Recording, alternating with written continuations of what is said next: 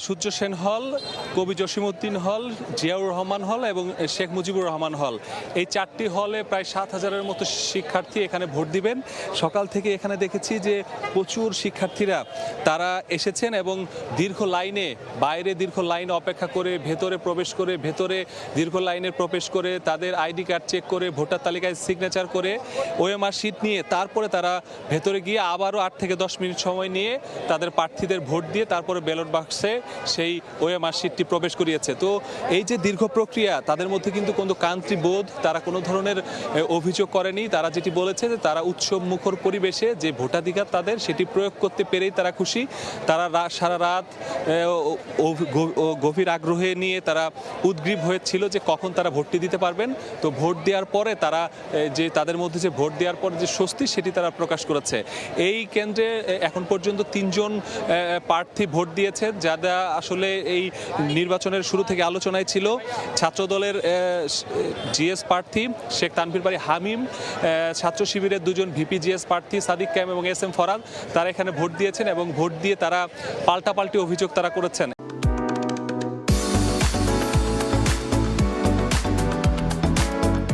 এক প্রার্থী 2 জনেরই অভিযোগটি সেম, কিন্তু একজন আরেকজনের বিপক্ষে। সেটি হচ্ছে যে 100 মিটারের ভেতরে লিফলেট বিলি করার যেই অভিযোগটি, সেটি আমরা দেখেছি যে প্রায় বেশিরভাগ প্রার্থী এইটি মানছে না এবং না মেনে তারা আশেপাশে 100 মিটারের মধ্যে তাদের যে লিফলেট সেটি তারা বিতরণ করছে।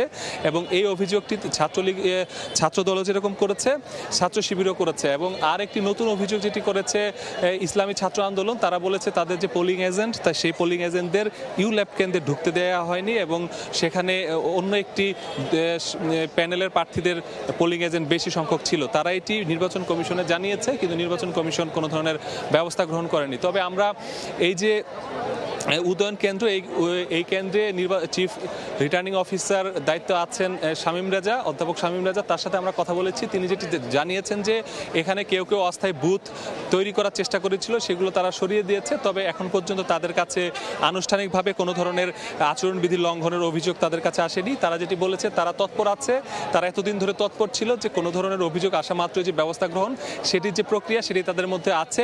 প্রথমত তারা এরকম অভিযোগ পেলে প্রার্থীকে সতর্ক করা এবং প্রার্থীরা যাতে আরও যদি সতর্ক না হয় সেক্ষেত্রে আরও বড় ব্যবস্থা যেটি রয়েছে সেটি তারা নেওয়ার জন্য তারা প্রস্তুত রয়েছে। পাশাপাশি আইন শৃঙ্খলা বাহিনীর কথা যেটি বলি, সেটি হচ্ছে যে আইন শৃঙ্খলা বাহিনীর প্রত্যেকটি হলে 25 জন করে পোশাকের পুলিশ আছে, এছাড়া গোয়েন্দা পুলিশের একাধিক টিম আছে, তারপর র্যাবের টিম আছে, বিজিবির টিম আছে। তারা বিভিন্ন জায়গায় অবস্থান নিয়েছে।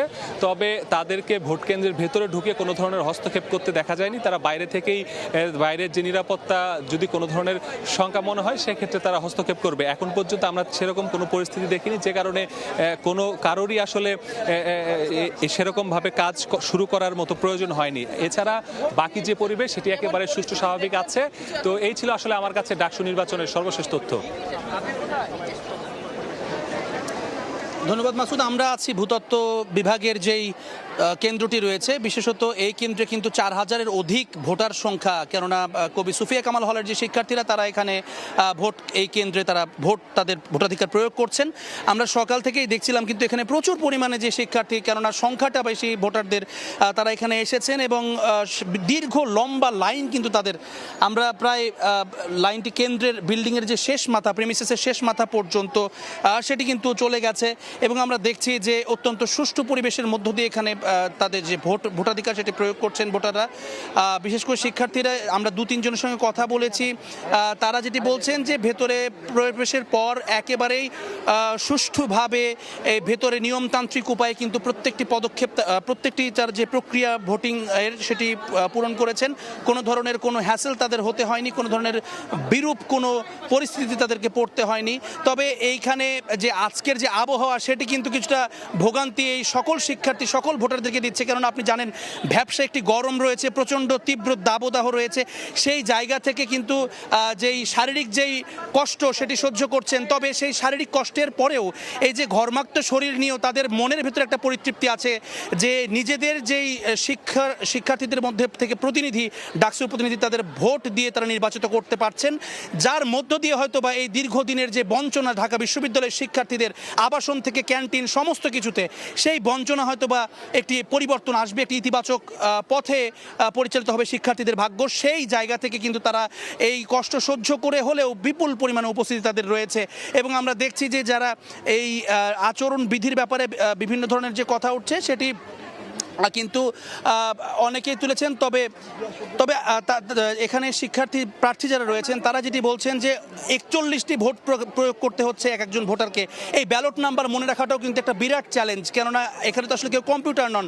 ভোটাররা এই ব্যালটটা যেন মনে রাখতে পারেন সেই কারণে তাদের হাতে তারা ব্যালটটি পৌঁছাচ্ছেন, এই যুক্তি তারা দেখাচ্ছেন। তো এই ছিল এখনো পর্যন্ত আমার কাছে ভূতত্ত্ব বিভাগের কেন্দ্র থেকে ভোটাধিকার প্রয়োগের ডাকসুর সবশেষ খবর। আমরা অপর প্রান্তে যাচ্ছি, কার্যালয়ের সামনে আছেন সামিয়া। ঢাকা বিশ্ববিদ্যালয়ের কেন্দ্রীয় ছাত্র সংসদ নির্বাচন ডাকসুর কিন্তু ভোট গ্রহণ শুরু হয়েছে বেলা 8টা থেকে, এখন 3 ঘন্টা অতিবাহিত হয়ে গেছে। আমরা দেখেছি হলগুলোতে কিন্তু সকাল থেকে শিক্ষার্থীরা জড়ো হচ্ছেন এবং এই মুহূর্তে দেখাচ্ছি কার্জন হলের গেটের সামনে কিন্তু আমরা দেখছি যে বেশ নিরাপত্তা জোরদার রয়েছে। এখানে কিন্তু আসলে শিক্ষার্থীদের যে আইডি কার্ডটি রয়েছে এবং এর বিপরীতে শিক্ষার্থীদের আইডি কার্ডের পাশাপাশি যদি কারোর লাইব্রেরি কার্ডটিও থাকে তাহলে কিন্তু তাদেরকে ভিতরে প্রবেশ করার অনুমতি দেওয়া হচ্ছে।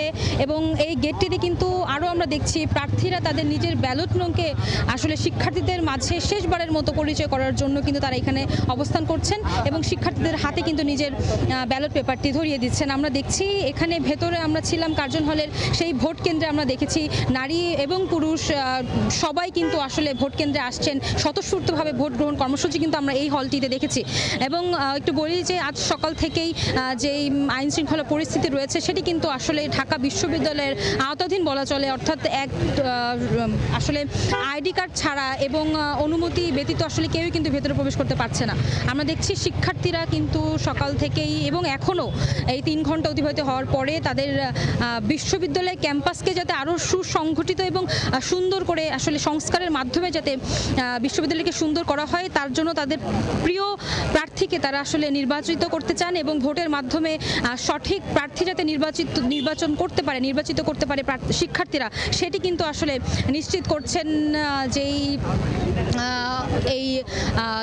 যেই হল আছে আসলে নির্বাচনের ভোট কেন্দ্র রয়েছে সেটির সামনে কিন্তু আমরা দেখেছি ভেতরে পোলিং অফিসার যাদের থাকার কথা ছিল 8টি, সেখানে কিন্তু আজকে আমরা জানতে পেরেছি একজন পোলিং অফিসার রয়েছে, যার ফলে কিন্তু আসলে শিক্ষার্থীদের স্বাভাবিক যে কর্মসূচি তাদের কিছুটা বেগ পাওয়ার সম্ভাবনা প্রকাশ করেছেন কিছু প্রার্থী।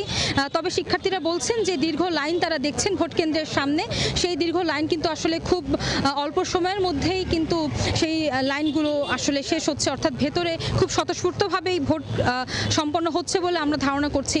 এবং এখানে কিন্তু আমরা দেখছি বিভিন্ন সংগঠনের যে নেতাবৃন্দরা আছেন এবং তাদের সমর্থকরা রয়েছেন তারা কিন্তু আসলে তাদের ব্যালটটি কিন্তু এই গেটের সামনে কিন্তু তারা আসলে শিক্ষার্থীদের কাছে ধরিয়ে দিচ্ছেন। পাশাপাশি শিক্ষার্থীরা যে ভোট কেন্দ্র রয়েছেন তার ভেতরে কিন্তু কোনো ধরনের ইলেকট্রিক ডিভাইস নিয়ে ভেতরে প্রবেশ করতে পারবে না, সেটি কিন্তু নিশ্চিত করছেন হল কর্তৃপক্ষ যারা রয়েছেন। তারা ভোট কেন্দ্রের সামনে যারা অবস্থান করছেন তারা কিন্তু সেটি আসলে বেশ পুঙ্খানুপুঙ্খভাবে নিশ্চিত করছেন। পাশাপাশি এই প্রতিটি ভোট কেন্দ্রের সামনে কিন্তু এক ধরনের মেশিন, ইলেকট্রিক মেশিন স্থাপন করা হয়েছে, যে মেশিনটির মাধ্যমে কিন্তু কোনো শিক্ষার্থীর কাছে ইলেকট্রিক ডিভাইস আছে কিনা কিংবা ভোটের যাতে কোনো ধরনের কারচুপি না হয় সেটি কিন্তু তারা নিশ্চিত করছেন ম্যানুয়ালভাবে এবং ইলেকট্রিক ডিভাইসের মাধ্যমে। একই সাথে আমরা কিন্তু আসলে দেখছি যে প্রত্যেকটি হলের সামনে কিন্তু আইন শৃঙ্খলা বাহিনীর অবস্থান করছেন, তারা বেশ তৎপর অবস্থানেই আছেন এবং তারা আসলে তদারকি করছেন কোনো শিক্ষার্থী কিংবা কোনো প্রার্থীর দ্বারা যাতে কোনো